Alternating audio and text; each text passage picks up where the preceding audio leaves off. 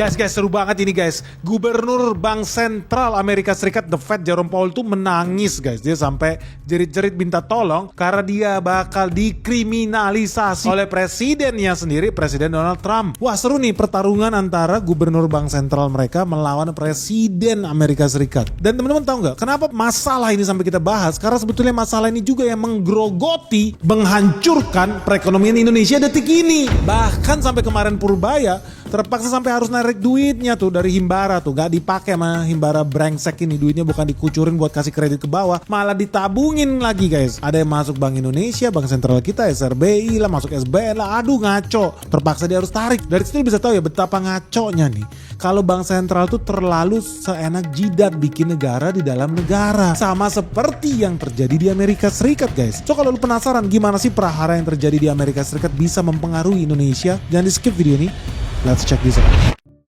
Jadi teman-teman udah resmi ya, Kejaksaan Agung di Amerika Serikat itu bakal membuka investigasi terhadap Jerome Powell. Jerome Powell bakal jadi tersangka guys. Jerome Powell ini selama ini merasa dirinya adalah raja guys, raja di atas segala raja. Sama seperti di negara Kazakhstan guys. Bank sentralnya itu isinya raja-raja guys, kayak dewa. Mereka itu bukan manusia. Gak peduli rakyat di bawah lagi susah, kredit gak bisa, duit kering, tapi mereka asik-asik menikmati duit triliunan di singgasana mereka. But anyway, kisah ini tentang bank setan di Amerika Serikat. Jadi udah resmi nih, Kejaksaan Agung bakal mengkriminalisasi Jerome Powell nih, Gubernur Bank Sentral Amerika Serikat. Dan ini sebetulnya hal yang sangat menarik. Siapa tahu kita bisa copy paste di Indonesia. Kenapa Jerome Powell sampai diperiksa guys? Kenapa Gubernur Bank Sentral di Amerika Serikat harus dikriminalisasi?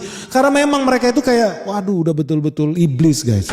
Lu tahu ya, mereka tuh hobinya korupsi. Duit triliunan, cetak duit seenak jidat guys. Dan nilai korupsi yang dibikin Bank Sentral Amerika Serikat itu gak main-main. Nilainya sampai 2,5 miliar dolar. Cuma buat bikin apa? Kantor baru, bikin gandung baru. Negara lagi menderita, rakyat Amerika Serikat kekurangan duit, banyak gelandangan tidur di pinggir jalan. Tapi Bank Sentral ya memang betul-betul raja di atas segala raja guys. Malah sibuk bikin proyek-proyek palsu, markup, korup sampai 2,5 miliar dolar. Lu tahu 2,5 miliar dolar itu setara 42 triliun guys. Duit 42 triliun. Itulah yang jadi biang kerok kriminalisasi Bank Sentral Amerika Serikat. Gila, mereka ini mentang-mentang dianggap independen. Gak ada yang bisa mengkoreksi mereka. Mereka manusia paling pintar di kolong langit ini. Kelakuannya padahal di belakang layar biadab guys. Biadab. Gue sempet teringat nih kisah Bank Sentral di sebuah negara Kazakhstan. Ini juga pernah tersandung kasus. Kasus apa? Korupsi. Dana yayasan, CSR. Gila. Nilainya gak main-main guys. Bukan 1-2 miliar guys. Dan ini betul-betul terjadi di semua bank sentral yang ada di seluruh dunia.